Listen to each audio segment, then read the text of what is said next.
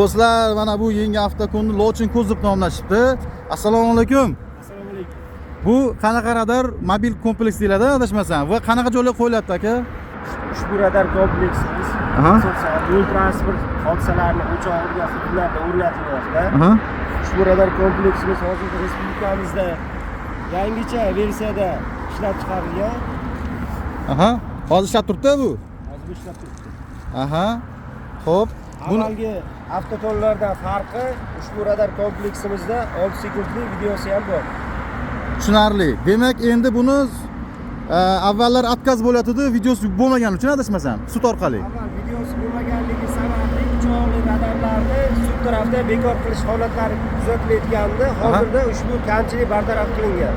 Bu radarni hech qaysi radar detektor hozir ko'rmayapti. Na Neoline, na Inspector, na Avtokon hech qaysi ko'rmayapti. Bu Lochin Ko'z deb nomlanibdi. 3 oyoq yangi Lochin Ko'z do'stlar. Tezlikni me'yordan oshirib tezlikka tushib qolmanglar. Bu hozir Toshkent shahrida ishga tushgan.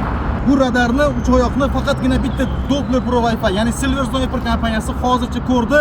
Masofasi ham shu maksimum 100-150 metrgacha deteksiya bor. Avtokon. Voy dod, Avtokon deyapti bu. Hozir mana Avtokon deyapti. Mana shu cho'qqa. Ko'rasizlarmi? Ko'ringlar mana. Bu Lochin Ko'z yozilgan. Aziz do'stlar, videoga like bosib, yaqinlarga jo'natib qo'ying.